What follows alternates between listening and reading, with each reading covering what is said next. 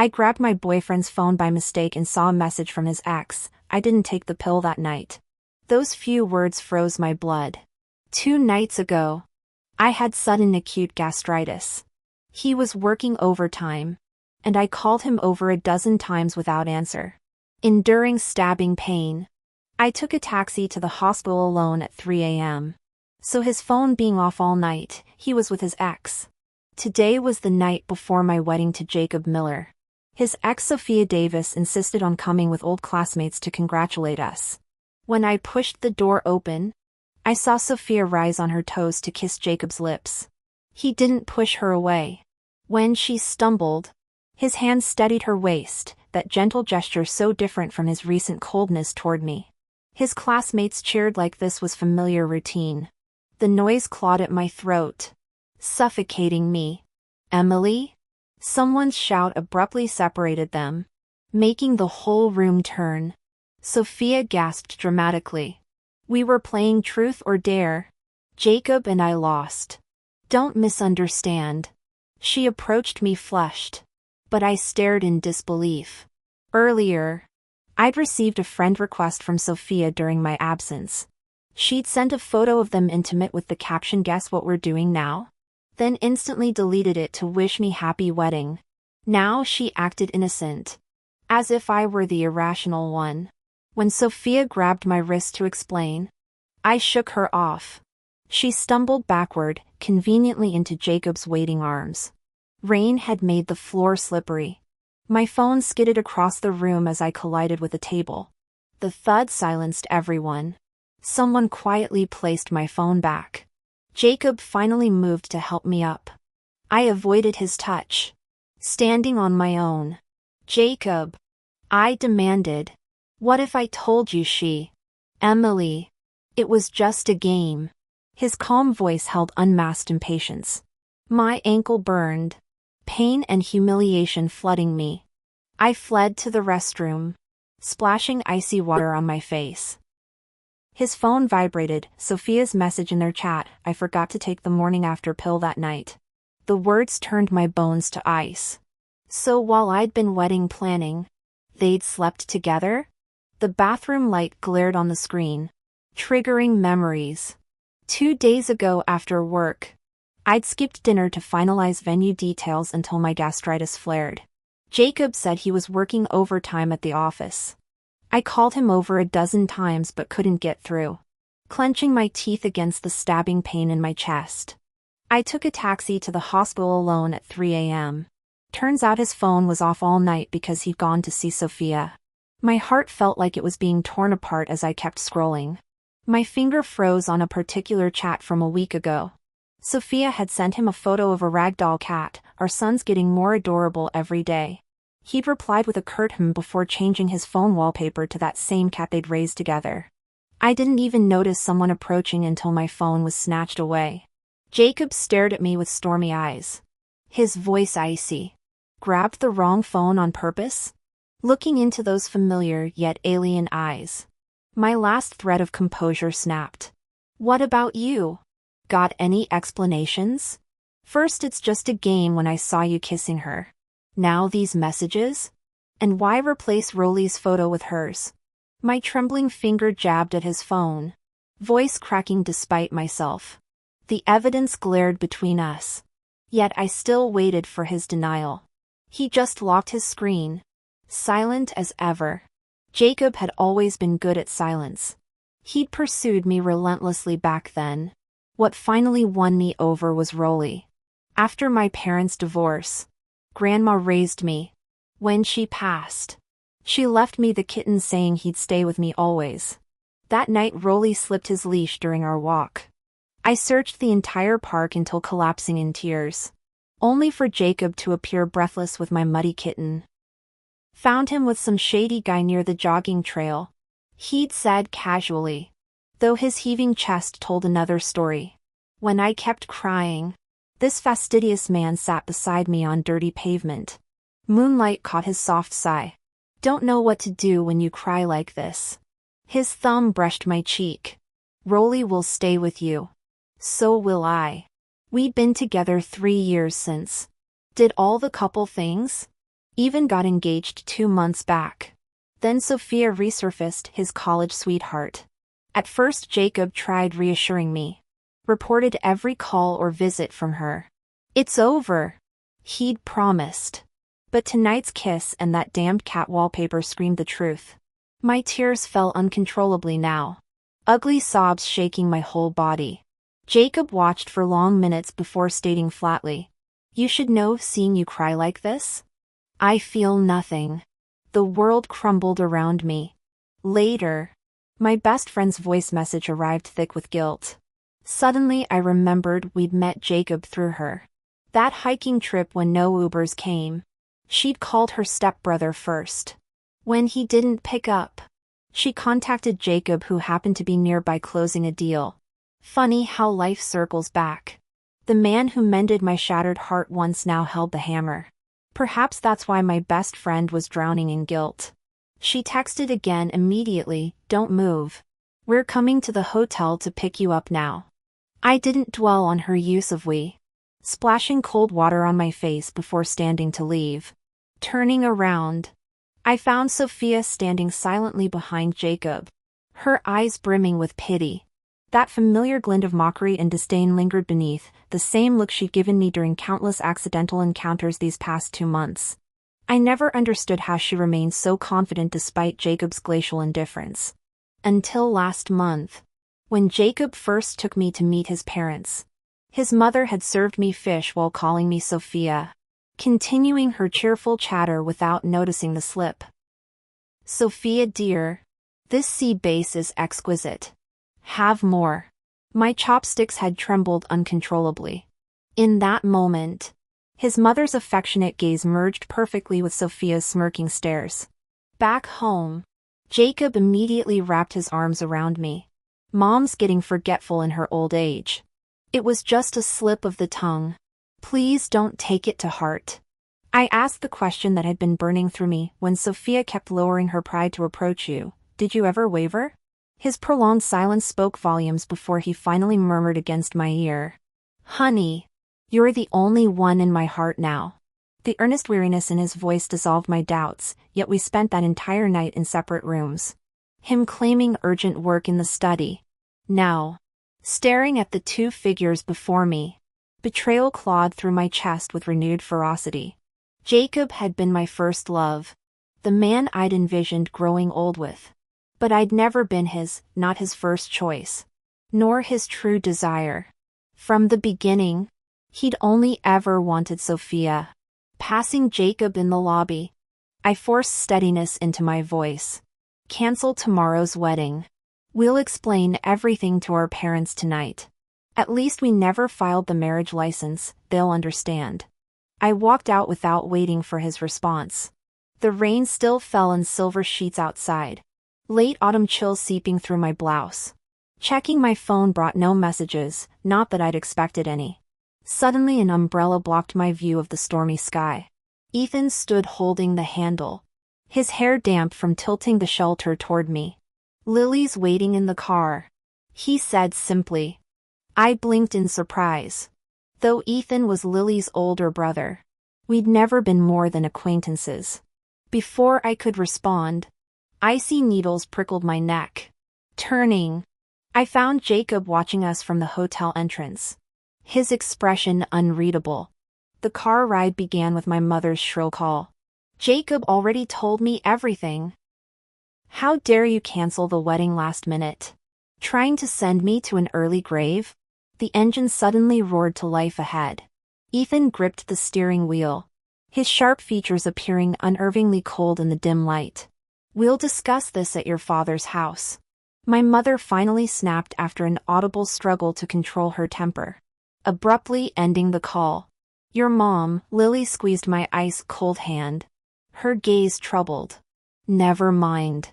I forced a calm smile after brief hesitation. "I'm used to it. Since my parents rebuilt their separate families, my mother bearing a son, my father fathering a daughter, their indifference had long since stopped surprising me."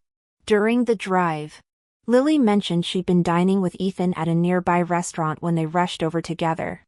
Almost as an afterthought, she added, My brother insisted on coming. Returning to my father's house before sunset, I found my mother rigid on the living room sofa while my father chain smoked across from her. His current wife and daughter were conspicuously absent, likely avoiding the impending storm. Calling off an engagement over some game? My mother's shrill laugh cut through tobacco haze as I entered, her venomous stare fixed on my father. How very like your daughter.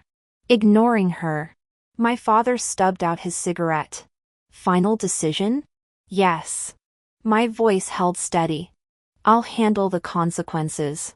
Absolutely not. My mother exploded to her feet, finger jabbing violently. Invitations are sent. Relatives notified. You think you can humiliate me like this? I never should've. The familiar knife twist in my chest came despite years of armor. It's not just the game, Mom. I found texts between Jacob and that woman. My stare never wavered. They slept together Tuesday night. Her momentary shock hardened into denial. Nonsense. Jacob's helping your brother find work this afternoon. That boy would never. The oxygen vanished from my lungs. Even now. His usefulness outweighed my truth. Enough. My father's shout cracked like thunder. She's made her choice. You sanctimonious hypocrite. My mother whirled on him. Decades-old resentments erupting. The court gave you custody when she was 5. You dumped her at your rural mother's and remarried within months. When her grandmother died, you dragged her back only to sell that damn dog because it barked at your precious new daughter. Her trembling hand gestured at their gleaming family portrait. Tell me, when did you last consider her your child? Eyes bloodshot. My father shot back. Says the woman obsessed with her golden boy. Their vitriol faded as I retreated to the hastily prepared guest room, my father's concession for wedding tradition. Though no permanent space existed here, the sudden phone vibration startled in the heavy silence. Sophia, coming to karaoke? Her follow-up photo showed microphone clutching Sophia smiling at shadowed Jacob in a velvet booth. Though his expression remained obscured by low lighting, their charged distance amidst belting classmates spoke volumes. The screen behind them glowed with lyrics from Endless Love, I Want to Love You Again. No more empty spaces. No memories haunting tomorrows. Let's fill them with new graces, starting over. I thought I'd cry. Yet strangely felt utterly calm. Calmly blocked Sophia. Calmly called every guest to cancel the wedding.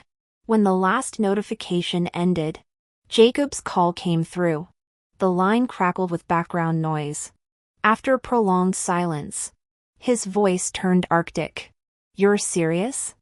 I didn't elaborate, murmuring an acknowledgement before hanging up. As I powered off my phone, Ethan's text appeared, don't forget antiseptic for that ankle scrape. I stared blankly. Earlier at the hotel, I'd gashed my ankle on a table edge. The wound still oozed, though I'd borne the pain silently. Jacob hadn't noticed. My parents hadn't noticed. Yet he'd seen. Rummaging through cluttered drawers in the storage room, I found the first aid kit. Maybe it was Ethan's unexpected kindness that made me dress the wound with such focus. Missing the knock at the door, Jacob stood there. Cotton swabs and ointment clattered to the floor. My mother hovered behind him, avoiding my gaze. I still can't believe Jacob would wrong you, she said. Since he's here, talk properly. The door clicked shut, leaving us alone. His eyes dropped to my bandaged ankle. From earlier? He asked awkwardly. When his palm pressed against my cold hand, the apology came softly. I didn't realize. The damp warmth made me stiffen. I snatched my hand back. Leave. My frostiness startled him, but he recovered quickly. Emily, marriage isn't child's play. Won't you even hear me out? Explain? I laughed bitterly. What exactly? Jacob? Why you didn't push Sophia away? Or why you abandoned me for her last night? Emily, you chose silence when I needed answers most. I cut him off. Late apologies mean nothing now. He looked genuinely stunned. Emily, whatever you think happened with Sophia. I stared wordlessly as he continued. My company's crisis kept me in meetings all night. My phone died in the office. I never went to her. At the hotel, someone borrowed my phone, the lock screen must have been changed then. We accidentally swapped devices later. I don't know what she sent you. Pausing, he added. When I checked, it only showed a retracted message. My breath caught. Sophia had pulled such tricks before. Between work disasters and wedding chaos. Jacob tugged at his tie. Regret flickering. When they started shouting, I froze. Forgot to push her away. Yet his explanations felt hollow. Emily, there's nothing between us now. He ventured. Fingertips brushing my hand again. 2 heartbeats passed before I withdrew. Jacob, physical betrayal isn't the only wound. Your indifference cut deeper. You dismiss the pain. But I can't. My fist clenched. You've never seen how tenderly you look at her. Jacob froze. He seemed to have forgotten that whether spoken impulsively or truthfully, he'd explicitly said my tears meant nothing to him now. When he tried to speak again, I cut him off coldly. Since you're not leaving, I will. I strode out. The door slamming behind me. His horse Don't Go followed me downstairs. Ethan sat in the living room scrolling through his phone. A tube of ointment on the table. Lily panicked when she heard you were hurt. He said ruefully. Made me deliver this personally. I smiled faintly. About to explain I'd already treated the injury when I noticed Sophia's gaze. She materialized beside me with a Cheshire cat smile. Well, look who's reconciled with Jacob. My eyebrow arched. What do you think we were doing upstairs all that time? Her smirk faltered. For months I'd endured her barbs. But watching her composure crack felt hollow. Jacob emerged.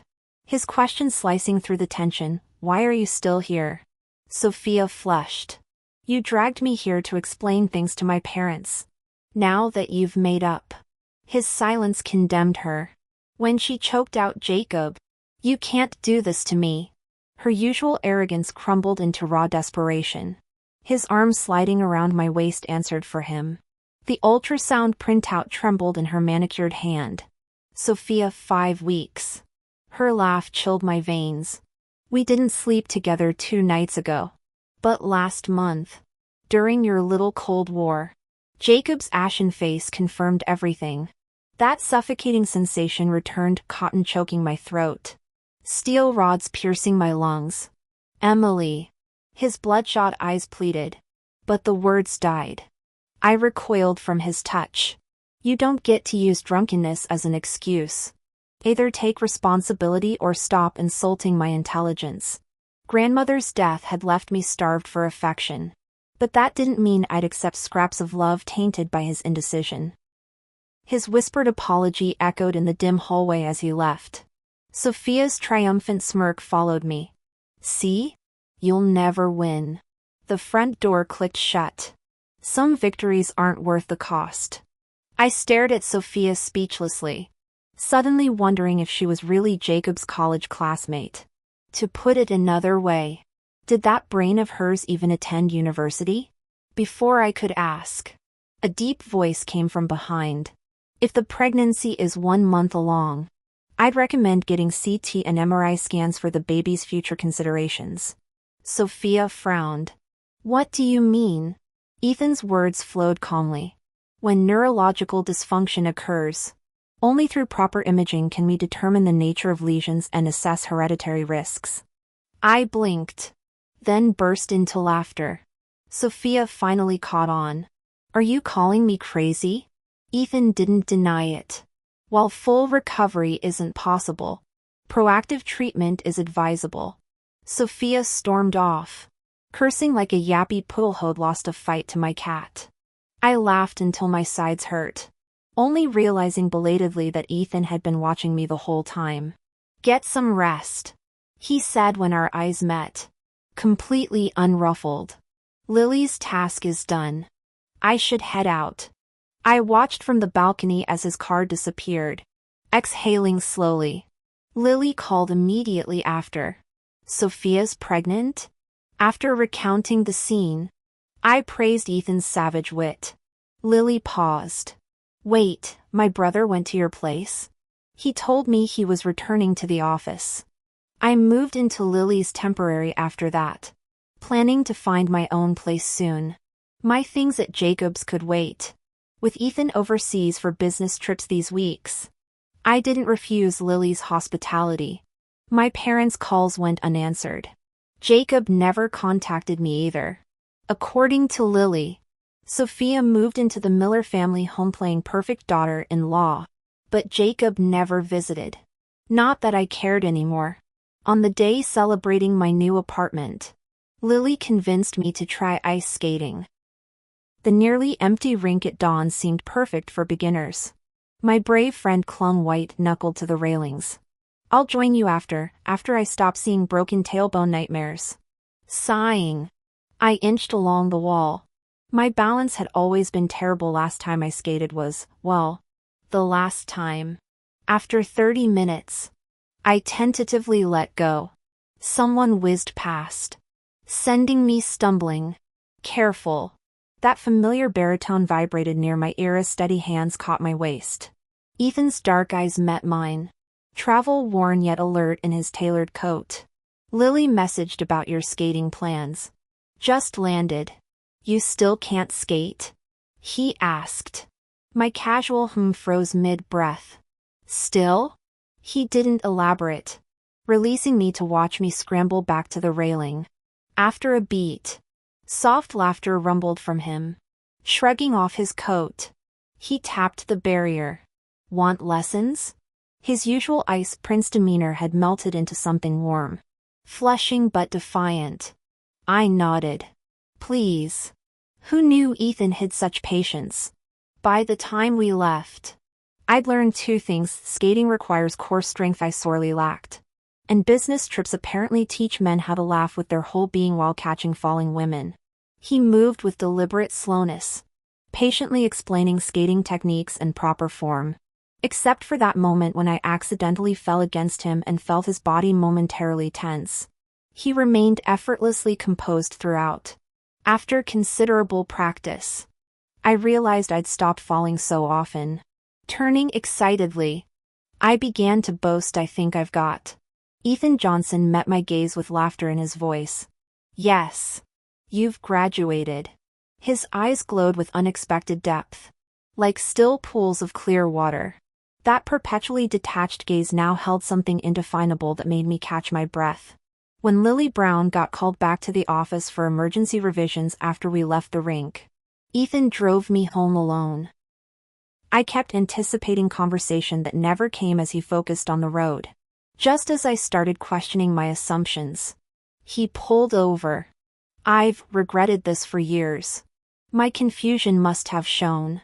When Lily kept calling that night you couldn't get a cab, I was buried in work and missed her calls. Then she contacted Jacob instead. His hands tightened on the steering wheel. The truth is, I first saw you at the same rink 3 years ago. My father brought my 6-year-old sister skating that day. You were holding the rail, quietly watching your father teach your sister. When you tried skating alone and struggled, your dad was too busy on his phone to notice. My palms grew damp as his words resurrected buried memories. Then your sister got bumped. You lunged to cushion her fall. Ethan's voice dropped. Your father blamed you. Shouted until she cried. Then carried her away, leaving you behind. His gaze burned into me. I thought you'd cry too. But you just kept skating. Fell countless times without a sound. Only when you hit the ice hard enough for tears to well did you finally touch her cheek and smile. That's when I understood you weren't numb. You were fighting to feel anything at all. His next words struck like physical blows. I'd never ached for a stranger before that day. My throat tightened. He apologized later. I managed.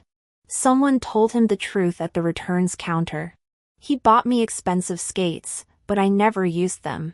Ethan's answer came before I could ask. That was me. I told him. My pulse thundered as he continued. By the time our paths crossed again, you were already with Jacob. Still reeling. I nearly tripped on the curb after exiting the car. Ethan's hand steadied my waist with practiced ease. Watch your step, he murmured. I kept staring until Jacob's voice cut through the night. Emily. He stood beneath a street lamp, moonlight etching shadows under his eyes. His gaze flickered between us. How far has this gone? The accusatory tone stunned me. We're done explaining ourselves to you, I said coldly. His flinch seemed almost satisfying. Sophia isn't pregnant. The words froze me mid-turn. The test results belonged to her friend with the same name. She stole them. For one suspended moment, the world stopped spinning. I instinctively glanced at Ethan, who happened to be looking back at me. We silently agreed through our gazes, Sophia might genuinely be unhinged. After our explosive argument yesterday, Sophia had laid everything bare, including that drunken night I couldn't remember. Though we didn't actually, before Jacob could finish. Ethan chuckled drily. If you don't cross the finish line, does it mean the race never happened? If a butcher slaughters, cleans, and prepares the pig but doesn't eat it, does that mean he did nothing to the pig? Jacob's face darkened as Ethan added with detached calmness. It's just an analogy. After heavy silence, Jacob turned to me. Emily. My name sounded fragile on his lips. No matter what I say or do now, you'll never forgive me? Never. I answered without hesitation. Jacob froze, murmuring, but Sophia wasn't pregnant. She's gone. We fixed everything. You were almost ready to forgive me then. I cut him off abruptly. Remember that broken wristwatch in your drawer? At his confused nod, I continued softly. The one you claimed was from a relative? It was Sophia's, wasn't it? His lips trembled silently. At your class reunion, Sophia sent me your old couple photos. Matching watches, right? My bitter smile froze him in place. The real wound wasn't her betrayal. It was you handing her the knife again and again. As Jacob's eyes reddened completely, I whispered to his ashen face. I never want to see you again. Epilogue. True to my words, Jacob vanished from my life after that day. Post-move, Lily became my permanent houseguest, claiming she'd grown accustomed to sharing my bed. Every night without fail, Ethan would video call her, seamlessly redirecting the conversation to include me within minutes. Gradually, I realized these nightly chats felt more like direct conversations between Ethan and me. Our weekend hiking trio inevitably shrank to two whenever Lily remembered urgent errands. We all understood her matchmaking ploys, while I'd grown comfortable with Ethan's presence. Committing felt like stepping off a cliff. The breaking point came when Lily smuggled me Ethan's journal. Scrawled across every page since our reunion, the day he'd prioritized work over picking us up, were 8 violently inked characters. Won the project. Lost the wife. My stunned trance broke only when Ethan rushed in. Flustered.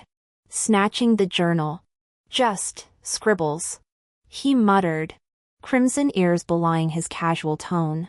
Amid my emotional chaos, his adorable awkwardness sparked unexpected laughter.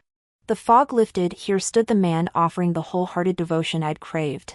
Give it back, I demanded, heart racing.